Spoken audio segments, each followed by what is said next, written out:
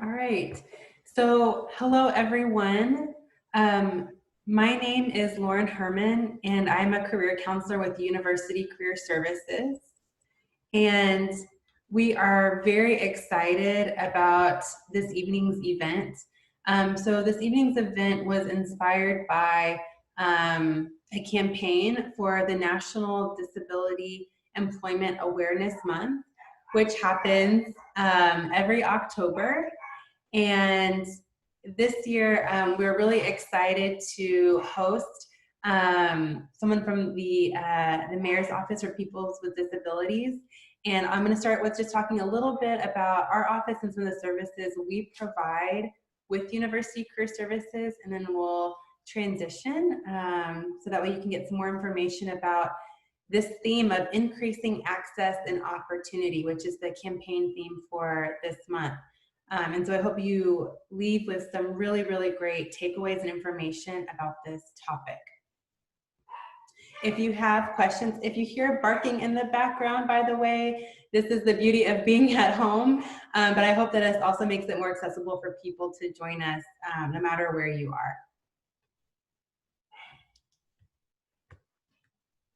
So like I said, today I'll introduce a little bit about University Career Services.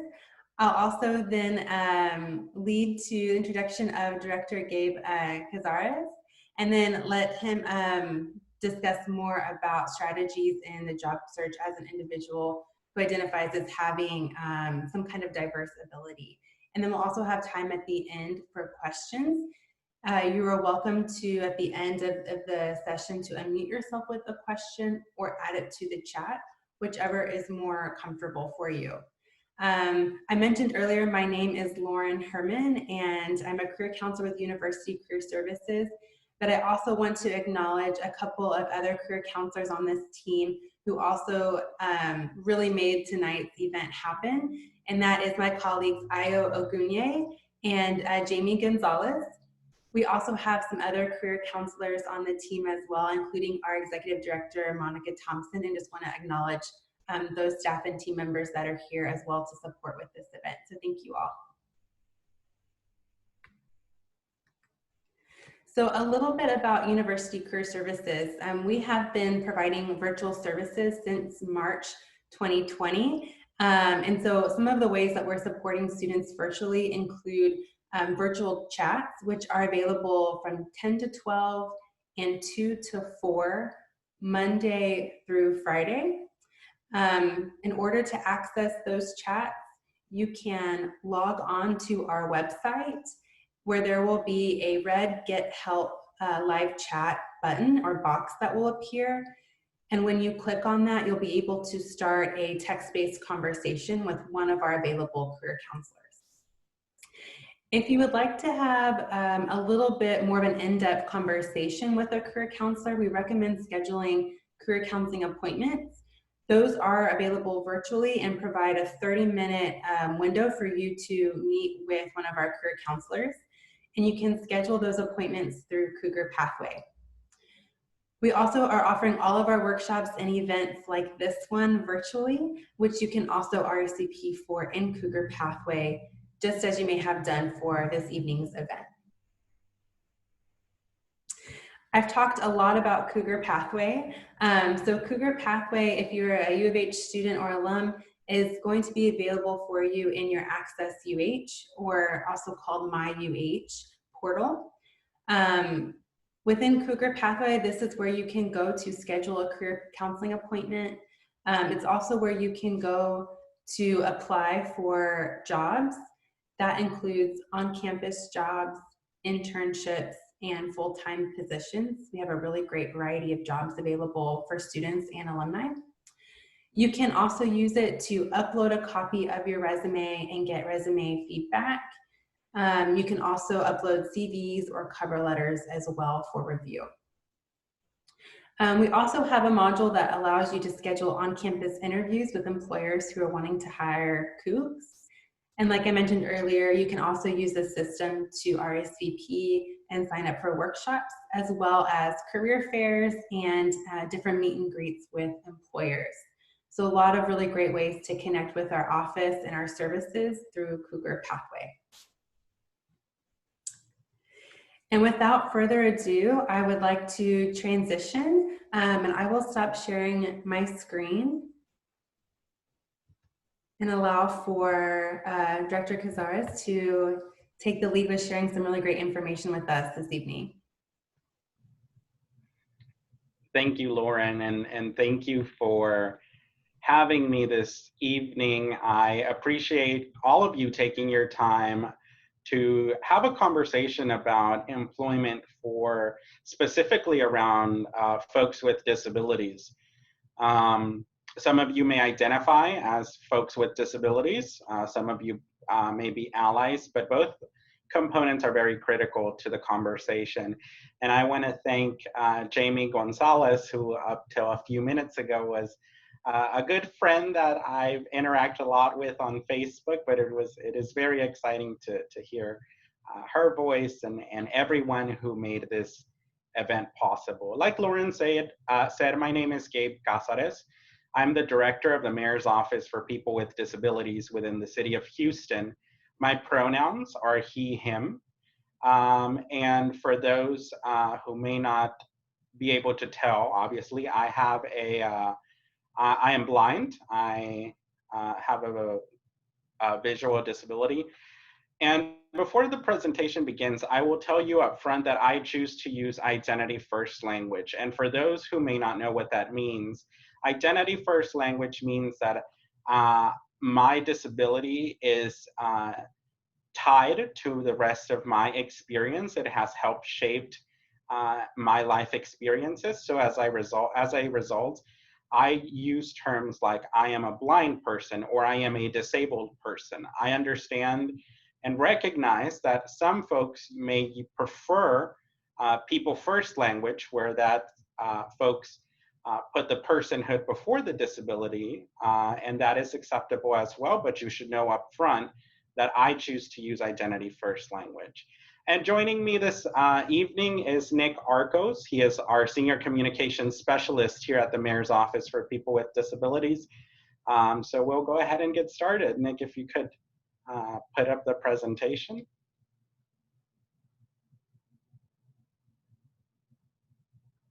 So as I mentioned, I'm with the Mayor's Office for People with Disabilities, and we'll talk a little bit further in the presentation about what the office does. But first, I'd like to share with you some information regarding disabilities in Houston. You may or may not know that the Americans with Disabilities Act, the seminal civil rights law for folks with disabilities, defines a disability as someone having or being regarded as having an impairment that limits one or more daily living functions. In the city of Houston, people with disabilities make up 216,000 persons within our city. That's 10% of the total population within the city of Houston. That's a huge margin of folks that identify as folks with disabilities within our boundaries. Now, an important distinction that I should make here is that when we take into account immigrants and refugees with disabilities, the actual number of disabled folks within the city of Houston is closer to 400,000, which is a significant amount of people in our city. More than 75% of people with disabilities in the city of Houston are over the age of 65. And according to the American Community Survey, the most common barrier in Houston is independent living associated tasks. Part of the challenge with that is the work still that remains to be done around public transit. And we'll talk a little bit later how access to equitable public transportation also results in more positive employment outcomes for people with disabilities. So in the city of Houston, only 25% of people with disabilities are employed. That is a startling statistic. I remember growing up in the Great Recession about a decade ago, and folks were very concerned about the unemployment rate climbing up to 13, 14%. If you're a person with a disability, it's not news to you that unfortunately the unemployment rate among disabled people nationwide hovers around 70 to 72%, according to the American Community Survey. In the city of Houston, the unemployment or underemployment rate of people with disabilities is 75%. And before we move on, I'd like to spend a little time exploring why. Well, if you're a disabled person, the why isn't going to be that surprising to you. There has been a lot of legislative work done to ensure that people with disabilities have access to the same rights and services as people without disabilities.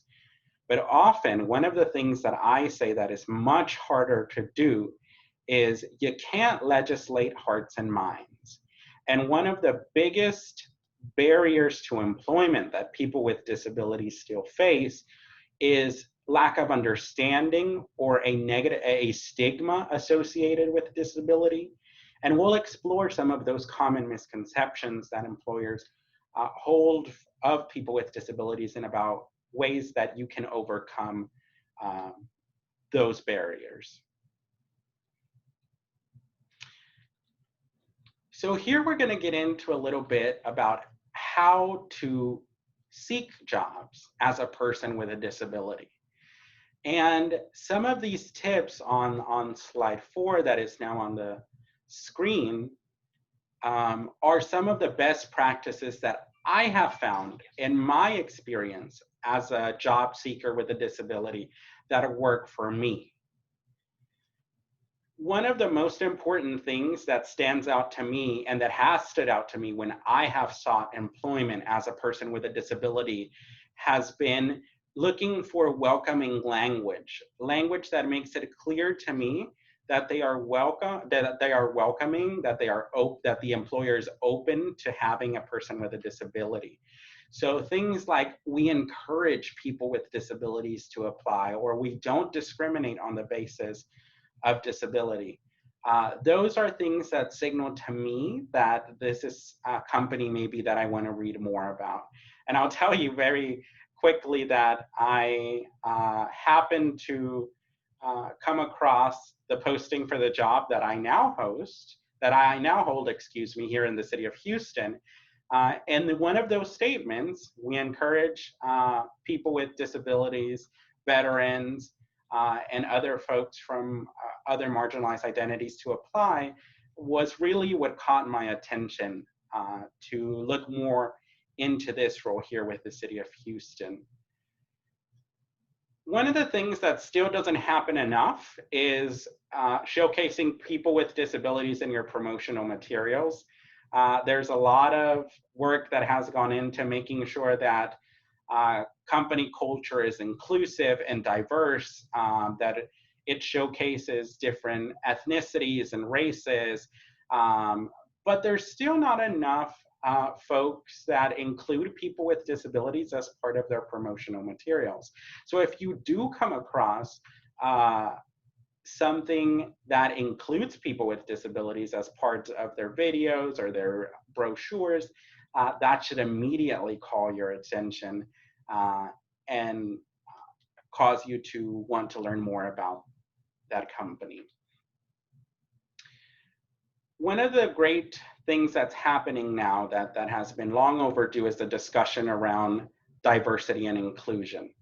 I often say that the hidden D in diversity and inclusion is disability, because folks with disabilities, we are not just disabled. Many of us live at the intersection of many other identities. For example, I am a member of the LGBTQ community. I am a person of color. I am Latinx.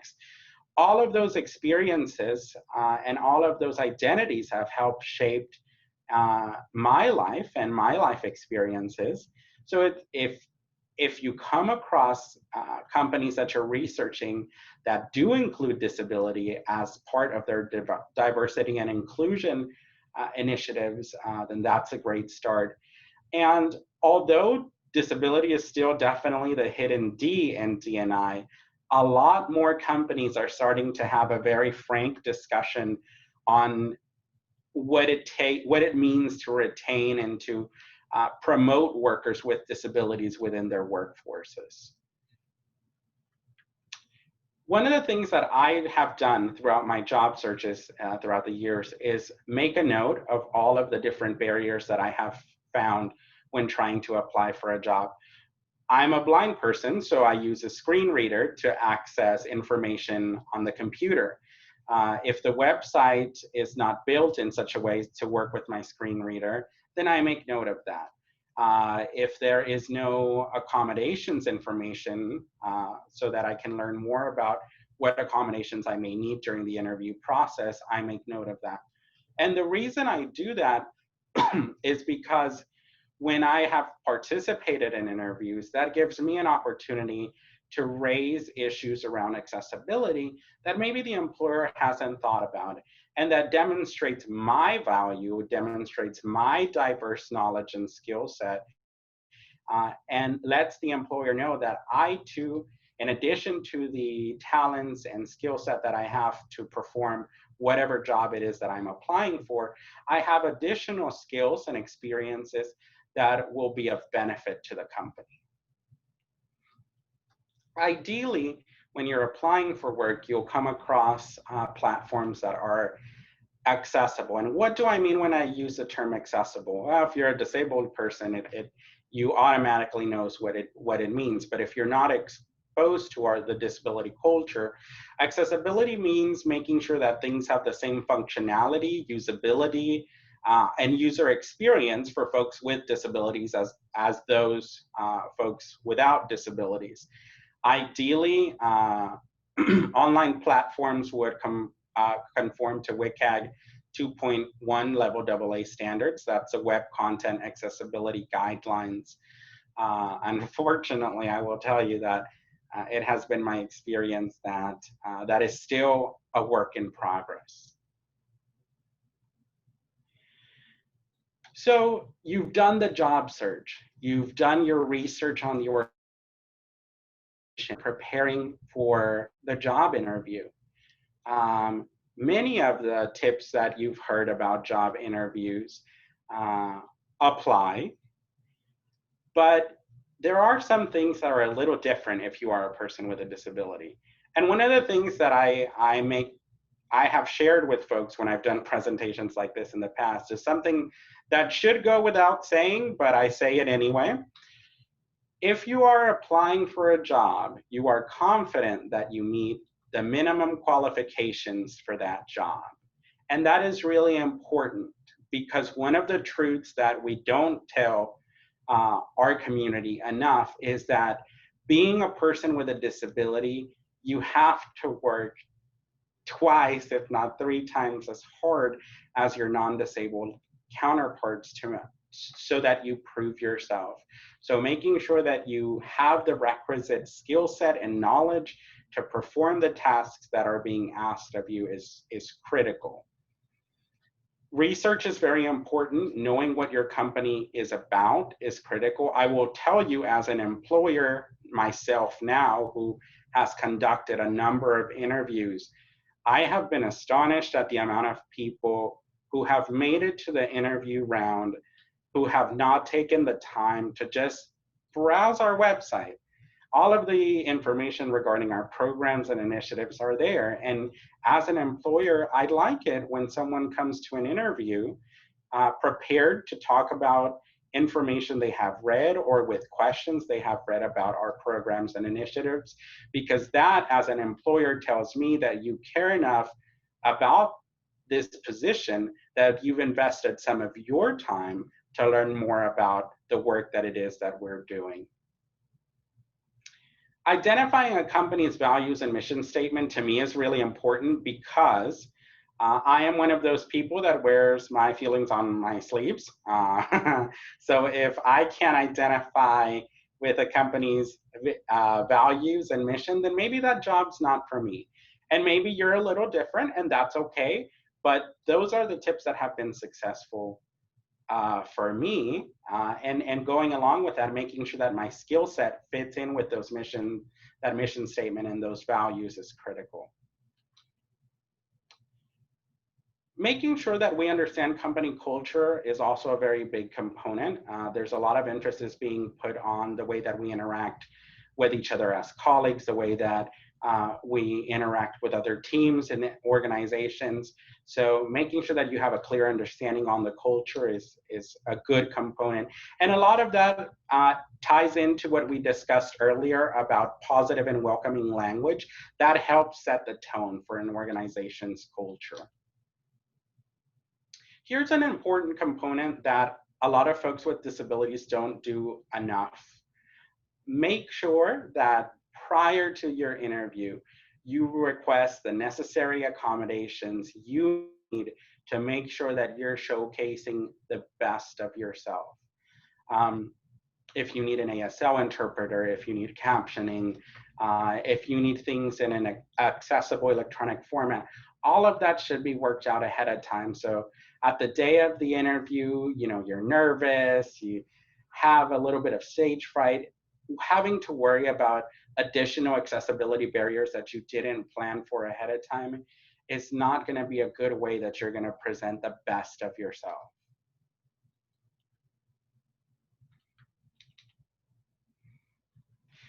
Here are some organizations that we work very closely with in the Mayor's Office for People with Disabilities to assist us in fulfilling our goal of connecting Houstonians with job opportunities.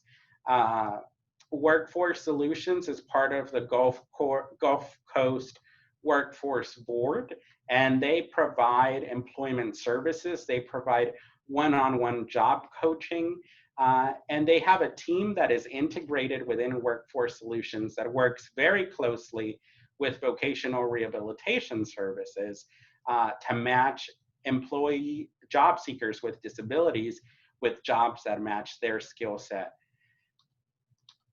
The Texas Workforce Commission's Vocational Rehabilitation Services, the whole goal of this agency in the state of Texas is to connect people with disabilities with employment. The end goal of vocational rehabilitation is employment.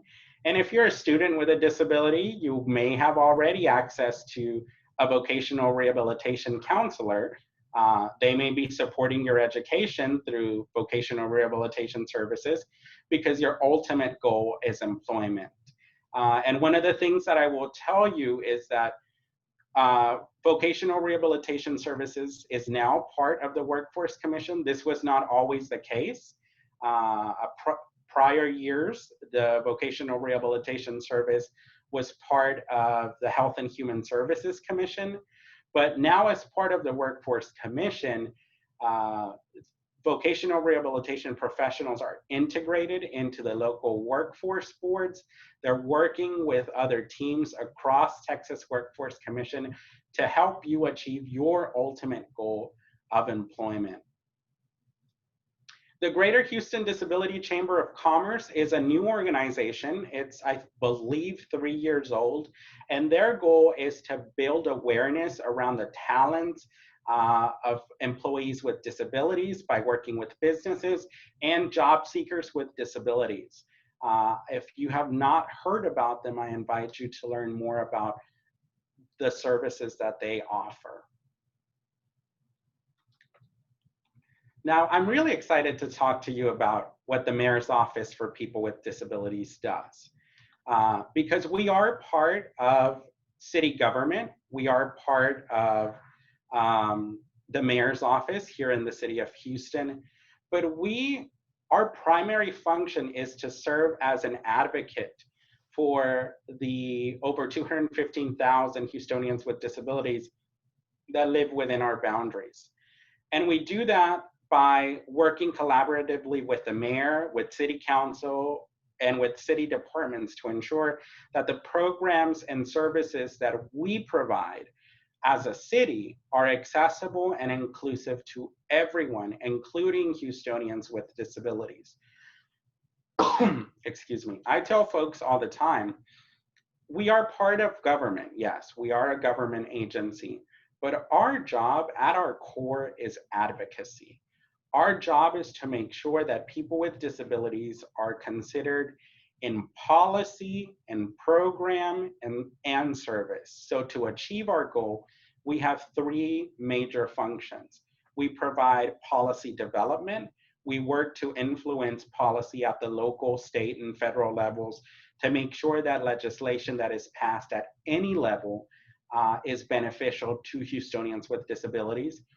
Or we work to bring awareness to legislation that we think might be harmful to Houstonians with disabilities. For example, we have been monitoring very closely the development with the State Board of Social Work Examiners and their non-discrimination rule, which allowed very briefly for social workers here in the state to discriminate against LGBTQ and disabled Texans. Because of our advocacy and the advocacy of many other organizations in the LGBT, disability, and social work space, today, actually, the Behavioral Health Executive Committee reversed that position, restoring LGBT protections and disability protections for Texans in receiving social work services. So we work collaboratively to make sure that everything that is being considered at every level of government will only benefit Houstonians with disabilities. We also serve as a convener and a connector. We bring together all of the organizations that are led by and for people with disabilities. We bring together providers that work with the community, and we bring together other stakeholders that may not realize that the mission that they have touches disability. And one of the primary ways that we do that is through our case management services. We have a community engagement liaison office that works very closely by connecting Houstonians with disabilities with different partner organizations that provide a whole host of resources from mental health to financial assistance, utilities, rental, food security. We also administer a program that is the Pedestrian Accessibility Review Program that allows any Houstonian with a disability who encounters a broken or missing sidewalk to submit a request to our office. And if the sidewalk meets the eligibility requirements of our program, we will request that Houston Public Works evaluate that site to do the work of either installing a brand new sidewalk up to 1,500 feet or making the necessary repairs. And we all know that access, multimodal access to transportation is critical to achieving our employment goals, especially for those of us who do not drive. So this renewed focus on pedestrian accessibility from multiple angles, from walking, rolling, biking, to taking the bus, is critical for our community. And the final way that we provide service to the community is by partnering with organizations to put on events that demonstrate the value and the contributions of Houstonians with disabilities. So for example, on Friday, October 30th, we are putting on a webinar around employment in recognition of National Disability Employment Awareness Month. JP Morgan Chase will be talking about their journey in hiring workers with disabilities and the value that has brought to their company.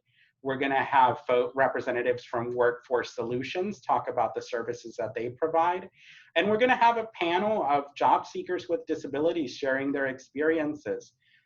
So all of that information is available on our social media. We will also make sure that Jamie and this team get that information so that they can share it with you as well. I will tell you that another big component that our office handles is the Houston Commission on Disabilities. The Houston Commission on Disabilities is a 16-member body that is appointed by the mayor.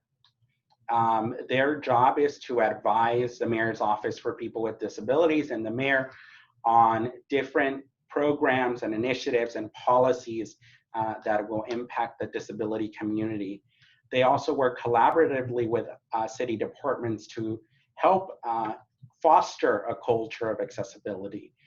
All of these folks who are appointed by the mayor to the Houston Commission on Disabilities are recognized leaders in the disability community, or are family members, friends, or professionals that work with or have an interest in the disability community.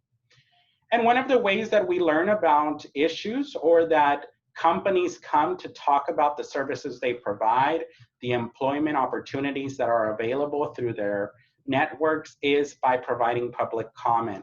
The commission meets the second Thursday of every month, and right now those meetings are happening via Zoom.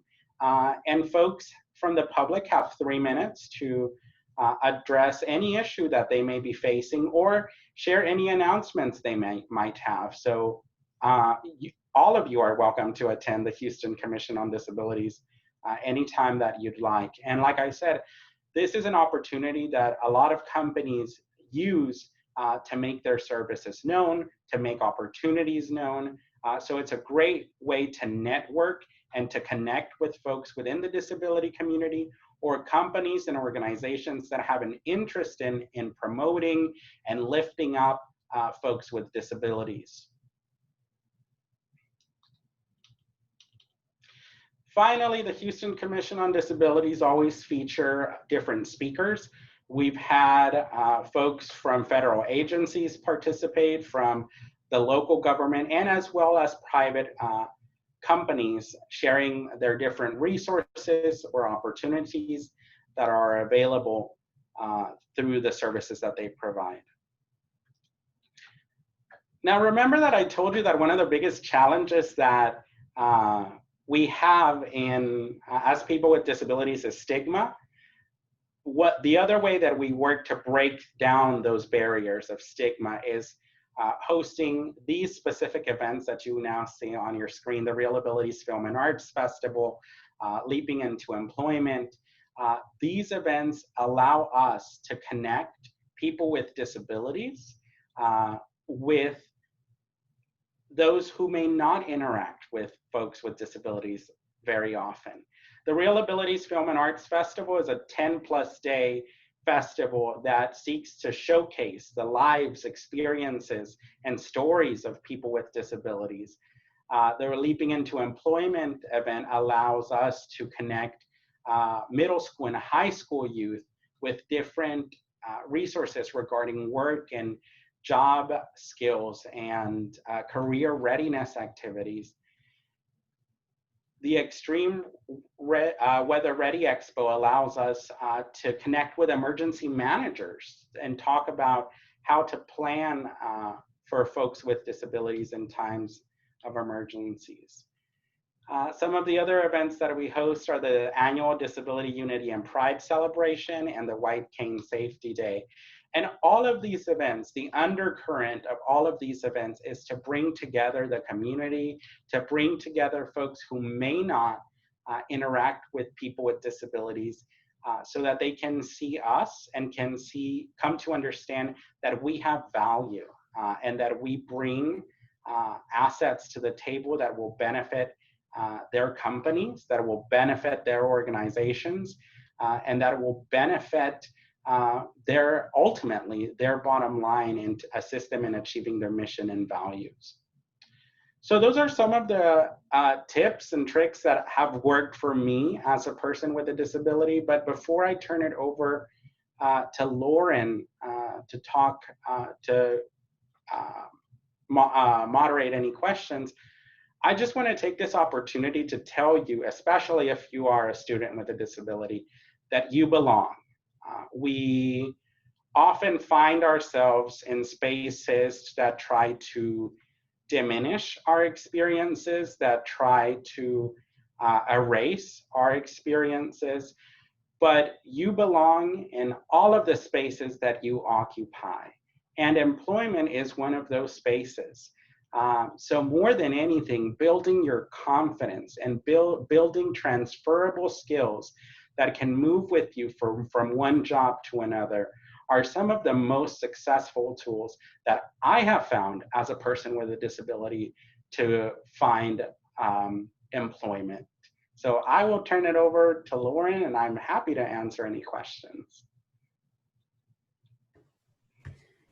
Thank you so much. This is really great information about, like you said, the job search and how to identify equitable employers. It might feel like in a more inclusive space, as well as job search strategies. And then, of course, some really great resources. So thank you so much. And at this time, we'll open it up to any questions. You're welcome to unmute yourself or type in the chat.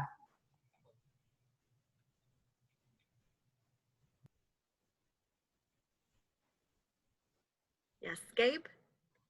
This is Cynthia Olmelo, and I'm a career counselor Yes. at the University of Houston. And so my question is, a lot of students will ask when they're filling out a job application, and it asks them, do you have a disability? If they should disclose the disability at that time, or if they should wait until a later time, like maybe before the interview. That's a great question, and I'm so glad that you asked that. Disclosing that you have a disability is a very personal choice. I'll tell you, I have a very visible disability. So because of that, I always choose to disclose that I have a disability. Another thing that I have done in interviews is I will just say, I know you may have not interacted with people with disabilities or with, well, in my case, blind people. So if you have any questions, feel free to ask them now, because I'd rather have the rest of the time in the interview with you focused on the task at hand rather than be thinking about questions about my disability. Now, that's a strategy that works for me. That's not a strategy that works for everyone, or that everyone might not feel comfortable doing. But in my experience, I have disclosed my disability up front. And maybe I have been discriminated against because of that. Maybe I haven't. But that's what I choose to do.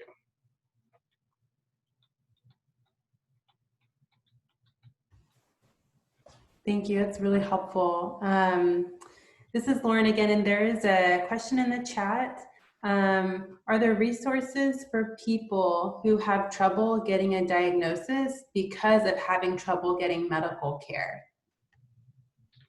Yes. In fact, we work very closely with the Houston Health Department, and we try to connect folks that need assistance in that regard with resources that the health department may know of. So I encourage you to send us an email, and I'm going to ask Nick to type our email into the chat and our phone number. But our email address is mopdmail@houstontx.gov, or you can call us at 832-394-0814, and one of our constituent services folks will be glad to assist you.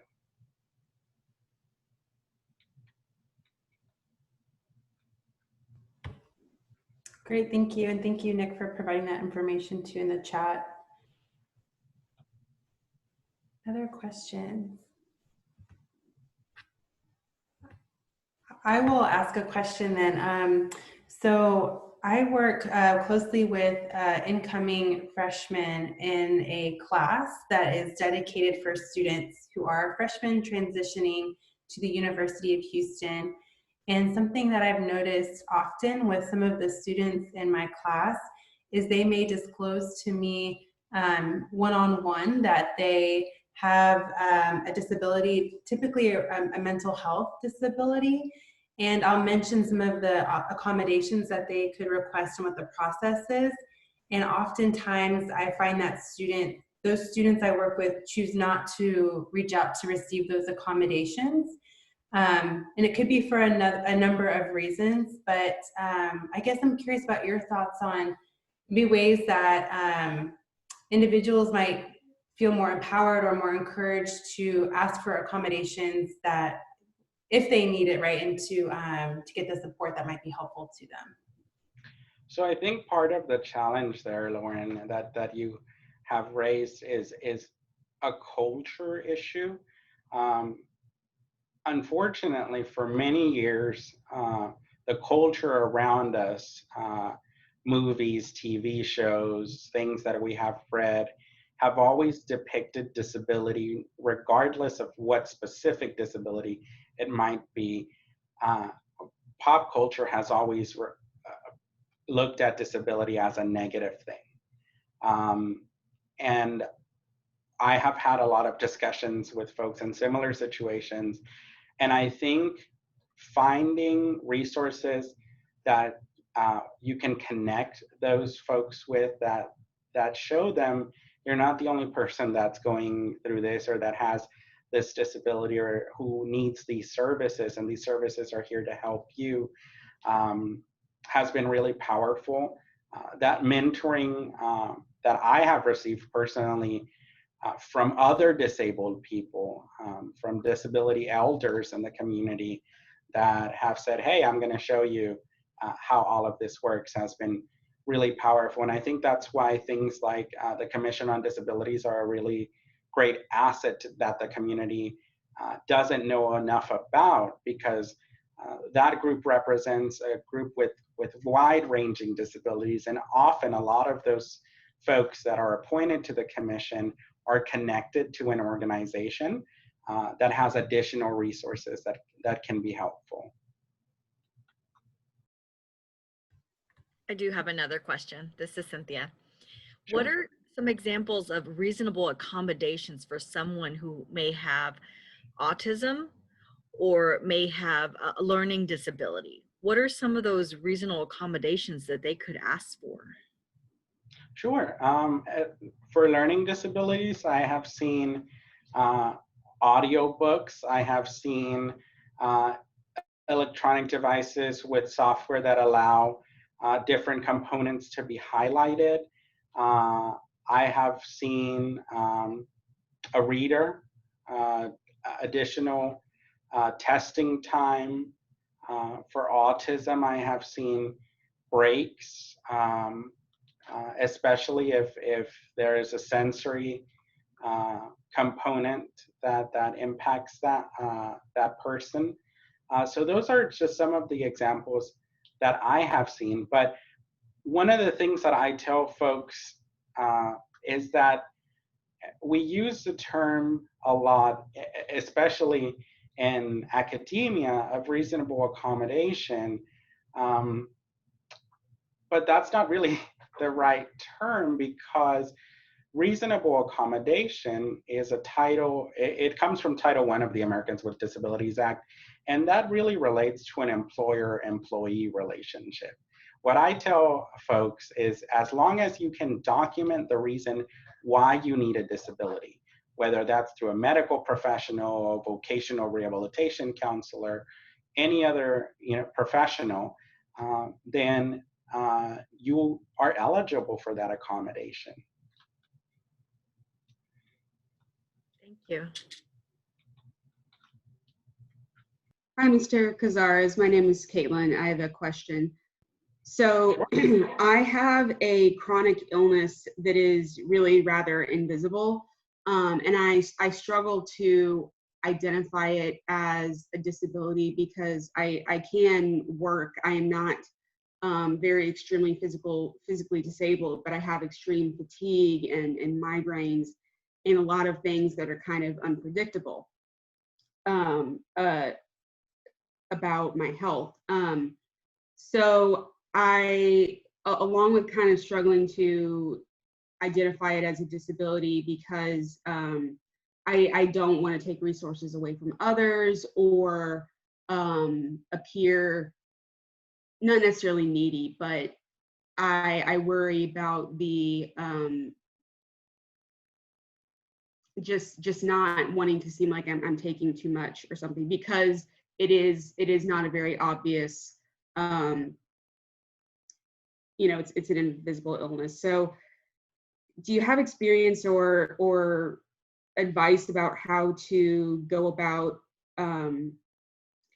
accommodations for that, or even just the job search and things like that? Because basically right now I am a senior graduating at the end of the semester, and I am going to have to start with some kind of part-time employment, but bringing that up is something I'm not entirely sure how to go about it or how to even classify it. You said your name is Caitlin? Caitlin. Okay. Well, Caitlin, thank you for the question. First of all, I will repeat what I said earlier. You belong in all of the spaces that you occupy. And if you have a function, if you have an experience that alters your daily living, then you are considered as being a person with a disability. And I will tell you, I have learned a lot from my friends who are chronically ill. And there's a big discussion happening now in the disability rights community about how we have failed folks who have invisible disabilities, because a lot of times we talk about we focus on things that are visible, that are tangible, a ramp, braille, audio description, things of that nature. But we also need to remember that the AGA is very clear. And I think one of the silver linings, Caitlin, to be honest, about COVID-19 is that for a long time, the community has been advocating for work accommodations like telework, like flexible schedules. And we have been told no, that can't happen strictly on the basis of disability. But the pandemic has turned that argument on its head. The pandemic has taught organizations, both government and private sector, that we can accomplish a lot in telework. So some of the folks that have benefited the most from telework are my friends who are chronically ill and who need those breaks, who need to take that time and work at their own pace.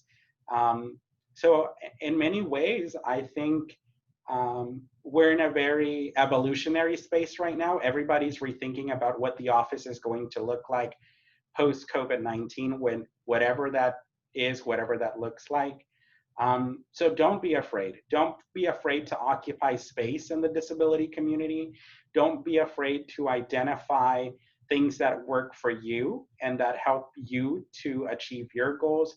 And don't be afraid to ask for them, because one of the things that I have learned about the disability community is that we don't take things away from each other. We work together to build a future that's more accessible and inclusive, and we empower each other to ask for the things that we need that will enable us to be successful. So I hope that answers some of your question. Yes, sir. Thank you. And I definitely do, or I have noticed that the distance education and kind of, telecommunication has been a small blessing. Learning how to operate that and that it can be done has been one silver lining, like you said. Thank you very much.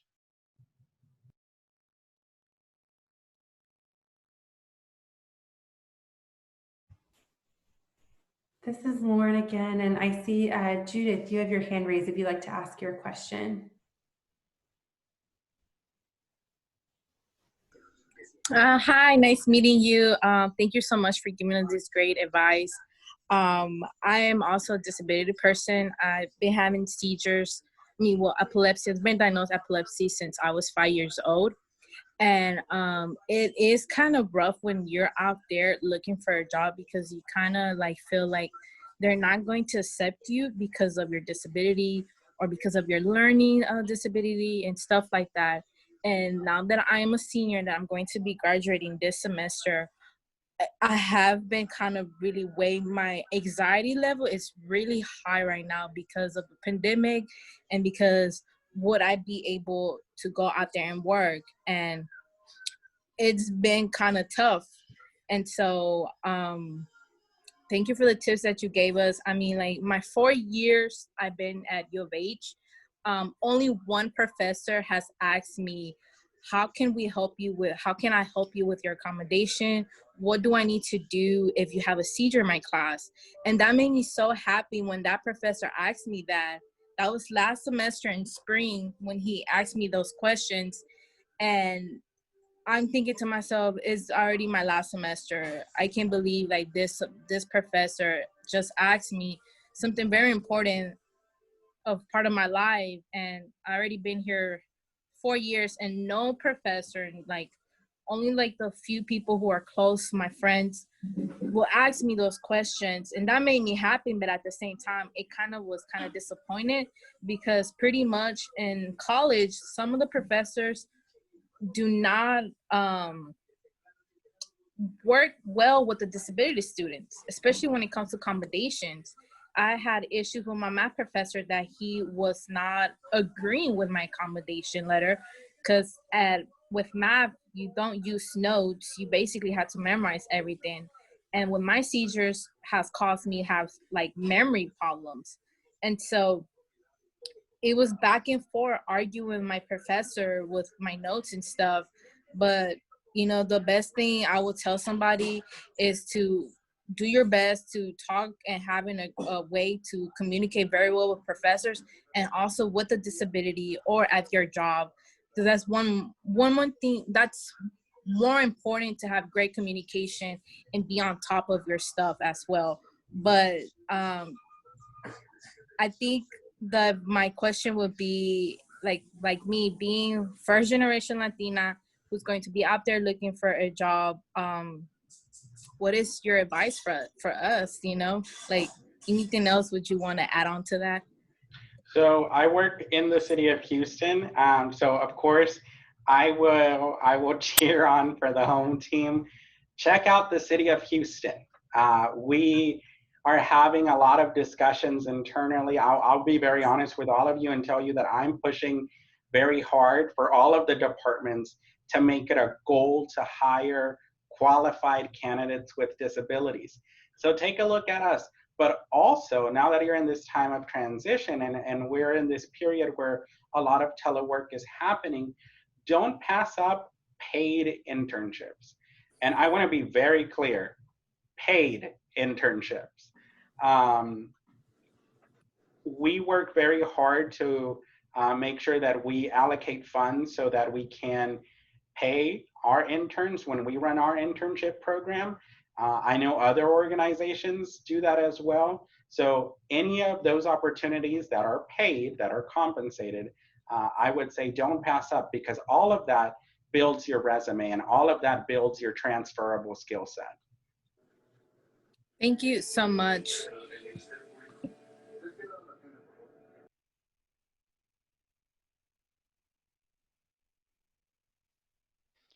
I just wanted to share on more of the cool things happening at U of H. There is, I don't know if you're aware, there's a listserv and an organization that is kind of organizing around UH disability studies. And so they meet, I forget how often they meet, but it was originally started by Dr. Jess Wagner. And so they were a visiting professor here, and they have since left because U of H didn't keep them, which is devastating. But their efforts live on through other faculty members. So I'm going to put it in the chat how you can get added if that's something that you're interested in. So if you just want to get connected to other students and faculty that are really thinking about disability from the advocacy component and not just like the services and accommodations, there is some community here on campus that I just wanted to share.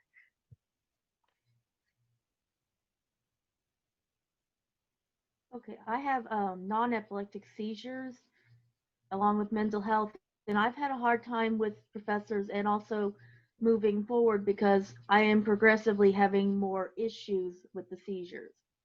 And how do you handle when job hunting, when you can't tell them, hey, I'm going to have these requirements because it's it's changing on pretty much a daily basis for me because I have seizures daily.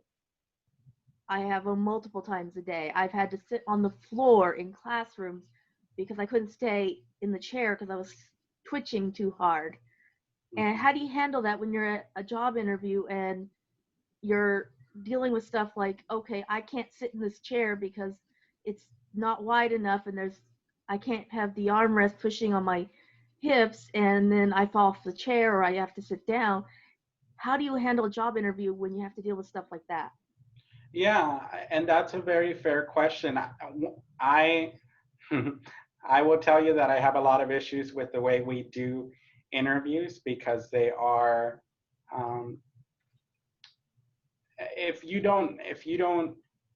non-disabled, it's great, but if you have any disability, it adds a layer of complexity. I will tell you that we just wrapped up a hiring here at the mayor's office for people with disabilities a couple months ago, and all of the interviews that we did for this round of hiring were completely virtual.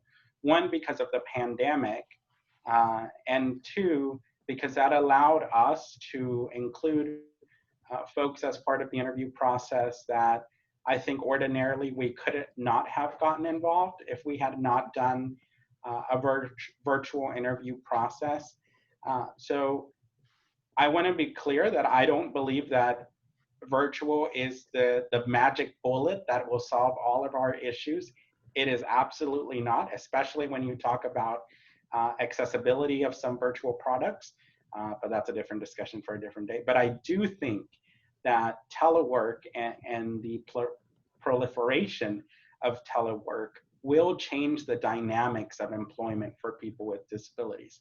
I think a lot more people with disabilities are going to be employable and are going to be sought after as candidates because we can work remotely and we can make sure that we have the supports that we need to carry out our jobs, whatever that looks like.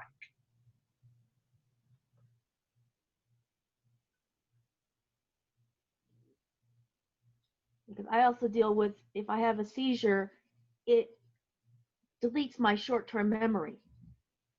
So that can be fun having a conversation and the next thing I know, I don't remember what I said.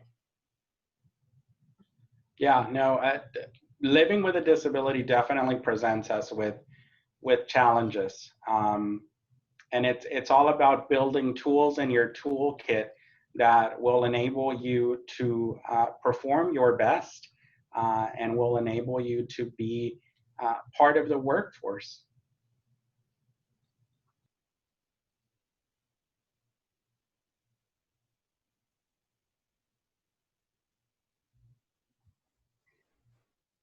These are really great questions, and I want to thank all of those who are asking questions. Thank you for sharing your experience with the group here, and to echo Director Cazares that you are not alone in this and that you belong.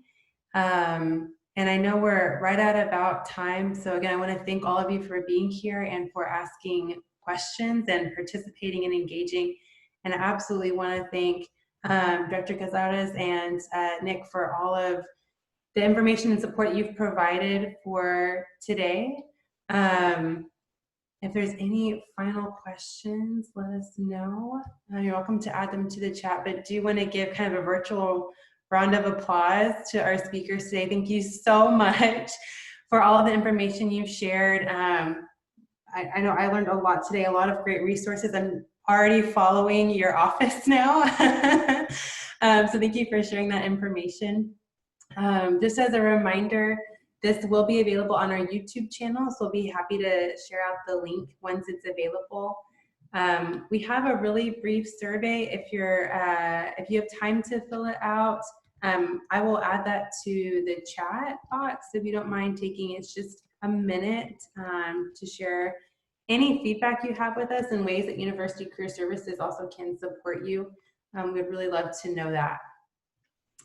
So again, just want to thank you all so much, and I hope you have a great rest of your evening. Director Cazares and Nick, if you don't mind staying back, I'd love to chat with you a little bit more after our friends have left the meeting.